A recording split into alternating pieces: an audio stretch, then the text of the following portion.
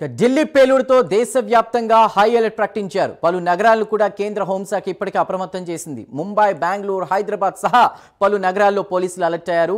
హైదరాబాద్లో పోలీసులు తనిఖీలు చేస్తూ ఉన్నారు. ప్రధాన ప్రాంతాలతో పాటు హైదరాబాద్ పాత బస్తీలో కూడా పోలీసుల విస్తృత తనిఖీలు కొనసాగుతున్నాయి. అయితే ప్రస్తుతం ఢిల్లీలో నెలకొన్నటువంటి సిచ్యువేషన్ ఒక బీభత్సకర భయానకర పరిస్థితి నెలకొంది. అక్కడ చాలా మంది కూడా క్షతగాత్రులయ్యారు. వాళ్ళని ఇప్పటికే కేంద్ర హోంమంత్రి అమిత్ షా అక్కడికి వెళ్ళి క్షతగాత్రులకు అందుతున్న వైద్య సేవల గురించి కూడా ఆరా తీస్తున్నటువంటి పరిస్థితి. సో ఏదేమైనా దీనికి సంబంధించిన డీటెయిల్స్ అందించడానికి మా ఎడిటర్ రాజు సిద్ధంగా ఉన్నారు. రాజు, ఘటన జరిగిన 10 నిమిషాలకే ఎన్ఎస్జీ ఎన్ఐఏ టీమ్స్ అక్కడికి చేరుకున్నాయి. మరోవైపు సహాయక చర్యలు అవి కూడా ఎలా కొనసాగుతున్నాయి? మీ దగ్గర ఉన్న అప్డేట్స్ ఏంటి? చందు, మొత్తానికి ప్రస్తుతం ఏదైతే ఢిల్లీకి సంబంధించినటువంటి పేలుడు గల కారణాలు ఏంటి అనేటటువంటి కోణంలో ప్రస్తుతానికి ఎన్ఐఏ కావచ్చు, అలాగే ఎఫ్ఎస్ఎల్కి సంబంధించినటువంటి టీమ్స్ అన్ని కూడా ఆ పనిలో ఉన్నటువంటి పరిస్థితి. అక్కడ ఉన్నటువంటి కొన్ని భాగాలను వాళ్ళు సేకరించి ప్రస్తుతానికి ఫోరెన్సిక్ పద్ధతిలో వాటిని తెలుసుకునేటటువంటి ప్రయత్నం కూడా చేస్తూ ఉన్నటువంటి పరిస్థితి. ఇప్పటికే అమిత్ షా మీడియాతో కూడా మాట్లాడారు. అమిత్ షా మీడియాతో మాట్లాడుతూ ఘటనకు సంబంధించి ఘటన జరిగినటువంటి తీరు గురించి ఆయన చెప్పారు. ఇంకా కూడా ఎందుకు ఘటన జరిగింది అనేటువంటి దాని మీద ఇంకా కూడా క్లారిటీకి రాలేదు అనేటువంటి అంశాన్ని కూడా ఆయన అక్కడ స్పష్టంగా చెప్పినటువంటి పరిస్థితి. సరే, ఇవన్నీ కూడా పక్కన పెడితే ఈ పేలుడు సంభవించింది వచ్చేసి ఒక i20 హుందాయ్ i20 కారులో ఈ పేలుడు సంభవించిందని చెప్పేసి చెప్తున్నారు. ప్రస్తుతం మనకు అందుతున్న సమాచారం మేరకు ఈ కారు హర్యానా అంటే ఫరీదాబాద్లో రిజిస్టర్ అయినట్టు కూడా తెలుస్తోంది. ఇది ఒక ట్రాఫిక్ సిగ్నల్ దగ్గర ఆగి మూవ్ అయ్యేటటువంటి సందర్భంలో ఈ పేలుడు సంభవించిందని చెప్పేసి చెబుతున్న పరిస్థితి. మరోపక్క పోలీస్ కమిషనర్ కూడా అక్కడ మీడియాతో మాట్లాడారు. మీడియాతో మాట్లాడుతూ ఆయన కొన్ని అంశాలను కూడా చెప్పడం జరిగింది. ఎందుకంటే ఈ పేలుడు తీవ్రతను బట్టి చూస్తుంటే ఏదో కారులో జరిగినటువంటి ఒక ప్రమాదంగా మాత్రం చూడలేమనేటటువంటి వాదన కూడా ఆయన కూడా వ్యక్తం చేసినటువంటి పరిస్థితి. సో ఇవన్నీ కూడా చూస్తూ ఉంటే దీనికి గల కారణాలు ఏంటి, ఉగ్రకుట్ర ఏమైనా ఉందా అనేటువంటి కోణంలో ప్రస్తుతానికి విచారిస్తున్నారు. ఎందుకంటే ఇవాళ ఎస్పెషల్లీ ఫరీదాబాద్లోనే, అంటే ఈ కారు కూడా హర్యానా ఫరీదాబాద్లో రిజిస్టర్ అయిందని చెబుతూ ఉన్నటువంటి కారు ఇది. అందులో ఒక 3 అనుమానితులను చూసామని చెప్పేసి కూడా ప్రత్యక్ష సాక్షులు చెప్తున్నారు. సో 3 అనుమానితులు ఆ కారులో వెళ్తూ ఉన్నటువంటి నేపథ్యంలో పేలుడు సంభవించింది అంటే ఇదేమైనా సూసైడ్ బాంబా అనేటటువంటి కోణంలో కూడా పోలీసులు అలాగే ఎన్ఐఏ టీమ్స్ కూడా విచారిస్తున్న పరిస్థితి. అంటే దాదాపుగా కూడా ఒక ప్రాథమికమైనటువంటి దీని మీద ఒక నివేదిక ఇచ్చేటువంటి సందర్భంలో కూడా సూసైడ్కి సంబంధించినటువంటి బాంబర్స్ ఏమైనా ఇలాంటి ప్రయత్నం చేశారా అనేటటువంటిది కూడా బయటకు వస్తూ ఉన్నటువంటి పరిస్థితి. సరే, ఇవన్నీ కూడా పక్కన పెడితే ప్రస్తుతానికి ఫరీదాబాద్లో ఇవాళ భారీ ఎత్తున పేలుడికి సంబంధించినటువంటి పదార్థాలు, అమ్మోనియం నైట్రేట్కి సంబంధించినటువంటి పదార్థాలని అక్కడ ఉన్నటువంటి పోలీసులు స్వాధీనం చేసుకున్నారు. దేశంలో ఉన్నటువంటి వివిధ ప్రాంతాల్లో కూడా ఎస్పెషల్లీ గుజరాత్కి సంబంధించినటువంటి ఏటీఎస్ పోలీసులు అంటే యాంటీ టెర్రరిజం స్క్వాడ్కి సంబంధించినటువంటి పోలీసులు కంప్లీట్గా వాళ్ళంతా కూడా దేశవ్యాప్తంగా ఉన్నటువంటి అనేక ప్రాంతాల్లో కొంతమందిని అనుమానితులను కూడా అరెస్ట్ చేసినటువంటి పరిస్థితి. సో హైదరాబాద్లో కూడా ఒక 3 అరెస్ట్ చేస్తారు. అందులో ఒక డాక్టర్ కూడా ఉన్నారు. అలాగే ఫరీదాబాద్లో కూడా కాశ్మీర్కి చెందినటువంటి ఒక డాక్టర్ని అక్కడ కూడా అరెస్ట్ చేసినటువంటి పరిస్థితి. భారీ ఇతర పేలుడు పదార్థాలను కూడా స్వాధీనం చేసుకున్నట్టు సిచ్యువేషన్. సో వీటన్నిటి కూడా చూస్తుంటే వీటితో లింక్ అయి ఉంటుంది, అంటే ఉగ్రవాద చర్య అయి ఉండొచ్చేమో అనేటటువంటి అనుమానాలు వ్యక్తమవుతున్నాయి. కానీ ఇక్కడ చాలా జాగ్రత్తగా, అంటే దేశంలో ఉన్నటువంటి ప్రజల్ని భయభ్రాంతులకు గురి చేయకూడదు కాబట్టి ఈ ఘటనకి సంబంధించి అధికారిక ప్రకటన వెలువడేంత వరకు కూడా ఎవరు ఈ ఘటన గల కారణాలు ఏంటి అనే అంశాలను బయటపెట్టడం అనేది కరెక్ట్ కాదు. ఎందుకంటే దేశ అంతర్గత భద్రత విషయంలో అందరికీ కూడా సమానమైనటువంటి బాధ్యత ఉంటుంది కాబట్టి అందరూ కూడా ఆ దిశగా ప్రయత్నం చేయాలి. ఎందుకంటే ఎస్పెషల్లీ మీడియా ఛానల్స్ కూడా సంయమనం పాటించాలని చెప్పేసి కూడా చెబుతూ ఉన్నటువంటి పరిస్థితి. మరి ఈ నేపథ్యంలోనే ఇప్పటివరకు కూడా మనకు అందుతూ ఉన్నటువంటి సమాచారం మేరకు ఈ ఘటనలో మృతుల సంఖ్య పెరుగుతోంది. ఎందుకంటే తొలుత 8 మంది అన్నారు, తర్వాత 10, తర్వాత 11. ఇప్పుడు మనకున్నటువంటి సమాచారం మేరకు 13 మంది ఈ ఘటనలో చనిపోయారు. ఒక 5 మంది పరిస్థితి చాలా తీవ్రంగా కూడా ఉన్నటువంటి పరిస్థితి. మరొక 24 మంది హాస్పిటల్లో చికిత్స పొందుతున్నారు. ఇప్పటికే హోమ్ మినిస్టర్ మీడియాతో మాట్లాడుతూ కూడా, అమిత్ షా మీడియాతో మాట్లాడుతూ కొన్ని వ్యాఖ్యలు కూడా చేశారు. ఏంటంటే ఈ సంఘటన జరిగినటువంటి 10 నిమిషాల్లోనే సంఘటనా స్థలానికి ఎన్ఐఏ కావచ్చు, క్లూస్ టీమ్స్ కావచ్చు, అలాగే ఢిల్లీ పోలీసులు అక్కడికి వెళ్ళారు అని చెప్పేసి కూడా ఆయన చెప్పినటువంటి పరిస్థితి. అంతేకాకుండా వెంటనే అనేక కోణాల్లో దీనికి సంబంధించినటువంటి విచారణ జరుగుతుంది.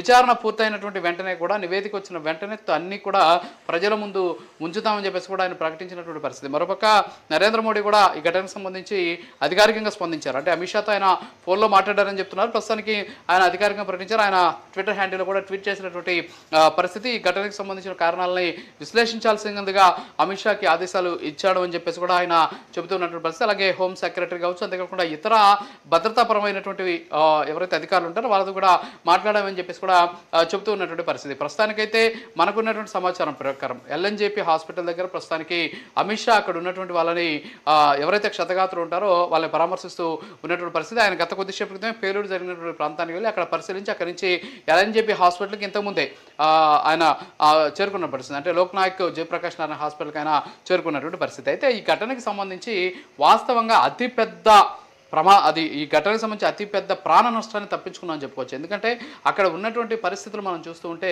వాస్తవంగా ఈ పేలుడు సంభవించినటువంటి ప్రాంతం అది ఢిల్లీకి సంబంధించినటువంటి దాదాపు కూడా ఎంటర్ అయ్యేటటువంటి ప్రాంతం, అది హైవేకి దగ్గరలో ఉంటుంది. అంతేకాకుండా ఎర్రకోటకి ఆనుకొని ఉన్నటువంటి పరిస్థితి అది. సో అక్కడ ఉన్న చాలామంది కూడా పెడెస్ట్రియన్స్ కావచ్చు, అంతేకాకుండా చాలామంది అక్కడ వాక్ చేస్తూ ఉంటారు, కొంతమంది సందర్శకులు వస్తూ ఉంటారు.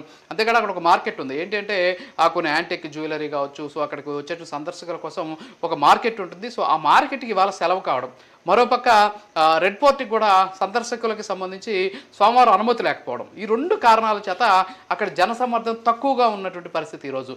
కాబట్టి అక్కడ భారీ ఎత్తున ఈ పేలుడికి సంబంధించినటువంటి ఇది తగ్గిందని మనం చెప్పుకోవచ్చు. ఎందుకంటే అక్కడ మనం చూస్తే అక్కడ ఉన్నటువంటి కొన్ని వివరాలు కానీ మనం కానీ చూస్తే దానికి సమీపంలోనే ఒక ఓల్డ్ లజపత్ రాయ్ మార్కెట్ అనేది ఒకటి ఉంది.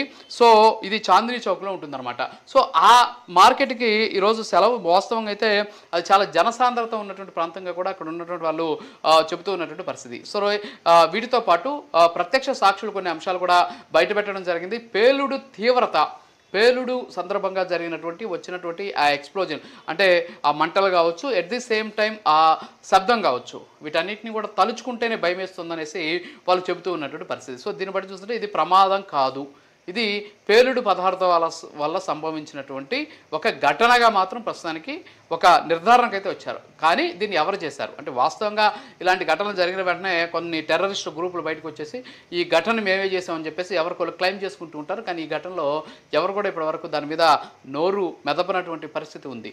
అందుకే ప్రభుత్వం ఏం చేస్తుంది అంటే పూర్తి స్థాయి విచారణ చేసిన తర్వాత వాస్తవాలు బయటపెట్టేటటువంటి ప్రయత్నం కూడా చేస్తూ ఉన్నటువంటి పరిస్థితి. సో ఓవరాల్గా అయితే ఢిల్లీ పేలుడికి గల కారణాలు ఇక్కడ రెండు అంశాలు. ఒకటి ఉగ్రవాద చర్యన అయి ఉండాలి, లేకపోతే సూసైడ్ బాంబర్స్ ద్వారా ఇది జరిగి ఉండవచ్చు అనేది కూడా చెబుతూ ఉన్నటువంటి పరిస్థితి. సో ఓవరాల్గా చూస్తే ఆ కారు కూడా ఫరీదాబాద్ రిజిస్ట్రేషన్ ఉంది. ఇవాళ ఫరీదాబాద్లో భారీ ఎత్తున ఈ పేలుడు పదార్థాలను కూడా స్వాధీనం చేసుకున్నటువంటి నేపథ్యంలో ఆ రెండింటికి ఏమైనా లింక్ ఉందా అనేటువంటి కోణంలో కూడా ప్రస్తుతానికి పోలీసులు అయితే విచారిస్తున్నారు. ప్రస్తుతానికి అక్కడ ఎన్ఐఏ టీం కావచ్చు, క్లూస్ టీం కావచ్చు, ఎఫ్ఎస్ఎల్ టీమ్స్ ఏవైతున్నాయి ఇవన్నీ కూడా ఫోరెన్సిక్ పద్ధతిలో వాటన్నిటిని కూడా సేకరించి వెంటనే ల్యాబ్కి పంపించి ఇవాళ మిడ్ నైట్ లోపల ఒక నివేదిక వచ్చి అసలు ఈ సంఘటన గల కారణాలు ఏంటి అనేటువంటి వివరాలు కూడా అతి త్వరలో బయటపెట్టేటువంటి పరిస్థితి ఉంది. మరోపక్క దేశవ్యాప్తంగా ఉన్నటువంటి అనేక ప్రాంతాల్లో కూడా భద్రతను కట్టుదిట్టం చేశారు.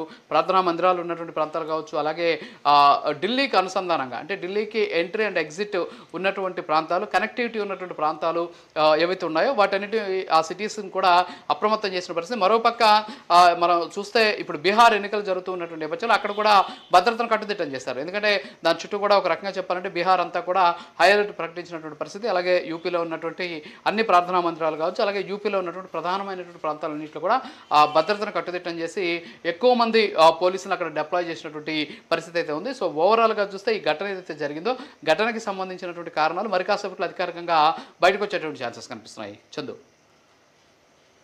ఎప్పుడైతే అక్కడ రెడ్ లైట్ సిగ్నల్ పడిందో అప్పుడు కారు అక్కడ నెమ్మదిగా వస్తున్నటువంటి కారు అక్కడ ఆగడం తర్వాత ఇన్సిడెంట్ చోటు చేసుకుంది. సుమారు 6:52 ఇది జరిగింది. 55కి మాకు సమాచారం వచ్చింది. 10 నిమిషాల్లో అధికారులు అక్కడికి చేరుకున్నారని పోలీసులు చెప్తున్నారు.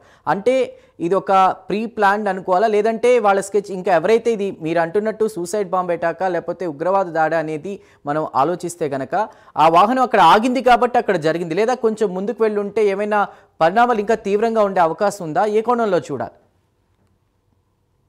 వాస్తవంగా దీనికి సంబంధించినటువంటిది ఏదైతే ఉందో ఈ ఘటనకి సంబంధించి మనం కానీ చూసుకుంటే ఏదైతే సూసైడ్ బాంబ్ అయినా లేదా ముందు అనుకున్నట్టయినా సరే వాళ్ళు అనుకున్నటువంటి సమయానికే బాంబులకు పేలుడు పడేటటువంటి అవకాశాలు ఉన్నాయి. ఒకవేళ అందులో టైమర్ కానీ ఉంటే, అంటే ఈ టైంకి మేము అక్కడికి రీచ్ అవుతాం, జనసమ్మర్దం ఉన్నటువంటి ప్రాంతానికి ఈ టైంకి అక్కడికి కారు రీచ్ అవ్వాలి, రీచ్ అయినటువంటి సందర్భంలో పేలుడు జరగాలి అనేటటువంటి ఉద్దేశంతో ఒకవేళ అందులో ఉన్నటువంటి అనుమానితులు ఆ ప్రయత్నం కానీ చేసి ఉన్నట్లయితే ఆ సందర్భంలో రెడ్ లైట్ పడడం వల్ల వాళ్ళు అనుకున్నటువంటి సమయానికి జనసమ్మర్దం ఉన్నటువంటి ప్రాంతానికి వెళ్ళకపోవడం వల్ల ఆ సిగ్నల్ దగ్గర పేలుడు సంభవించి ఉండవచ్చు. అయితే ఇది కరెక్ట్ కాదు. అంటే కరెక్ట్ కాదు మీన్స్ ప్రభుత్వం అధికారికంగా చెప్పాలి. సో ఇది ఒక రకమైనటువంటి అవకాశం ఉన్నటువంటి పరిస్థితి. సో దీన్ని కూడా మనం చెప్పలేనటువంటి పరిస్థితి, ఎందుకంటే ఇలా జరిగి ఉండేదానికి ఛాన్సెస్ మాత్రమే ఉంటాయి. ఇది వాస్తవంగా ఇది ప్రభుత్వం అధికారికంగా చెప్పాల్సినటువంటి సిచ్యువేషన్ అయితే ఉంది. మరోపక్క అమిత్ షా కూడా మాట్లాడుతూ ఉన్నటువంటి సందర్భంలో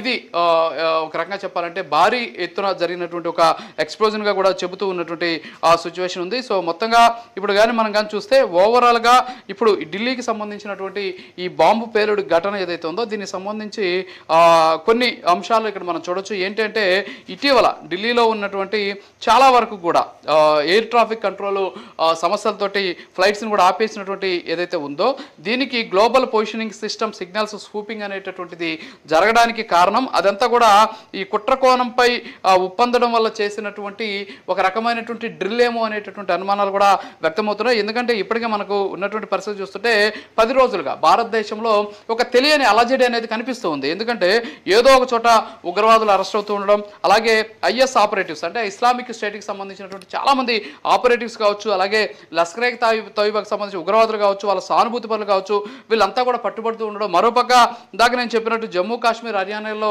దాదాపు 300 RDXలు అలాగే 2900 కిలోల అమ్మోనియం నైట్రేటు పేలుడు పదార్థాన్ని పోలీసులు సీజ్ చేయడం కావచ్చు. దీనంతా కూడా చూస్తుంటే ఏదో ఉగ్రవాద చర్యలను ముందుగానే పసిగట్టేటువంటి ప్రయత్నంలో భాగంగానే GPS స్పూపింగ్ ఏమైనా చేపట్టారా అనేటువంటి పరిస్థితి ఉంది. సో ఓవరాల్గా చూస్తే గడిచిన 10 రోజుల్లో కౌంటర్ ఇంటెలిజెన్స్ కూడా దీని మీద పనిచేస్తుంది.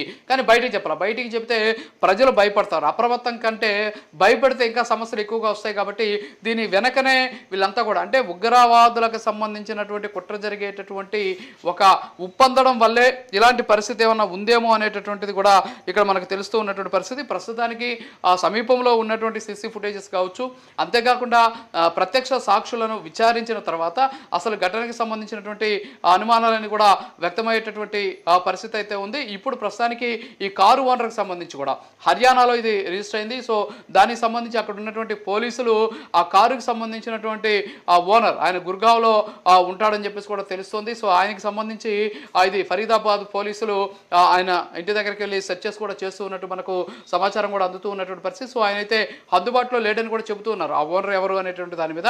సో ఈ కోణంలో కూడా వెంటనే అక్కడ ఉన్నటువంటి పోలీసులు కూడా అప్రమత్తమయ్యారు. అక్కడ ఏదైతే ఆ HR నెంబర్ హర్యానాకు సంబంధించినటువంటి నెంబర్ అయితే ఉందో దాన్ని పట్టుకొని ఓనర్ని గుర్తించారు. ఓనర్ ఇంటికి వెళ్ళి ప్రస్తుతానికి గుర్గాంలో ఉన్నారు ఆయన. సో అక్కడికి వెళ్ళి ప్రస్తుతానికి పోలీసులు ఫరీదాబాద్ పోలీసులు వెళ్ళి అక్కడైతే సెర్చెస్ చేస్తూ ఉన్నటువంటి పరిస్థితి. సో ఓవరాల్గా ప్రస్తుతం ఉన్నటువంటి పరిస్థితి ఇది. మరి కాసేపట్లో అధికారికంగా ఈ ఘటనకు సంబంధించినటువంటి వాస్తవాలు వెలుగు చూసేటువంటి అవకాశాలు కనిపిస్తాయి. Chandu. Right Raju, thank you for the updates.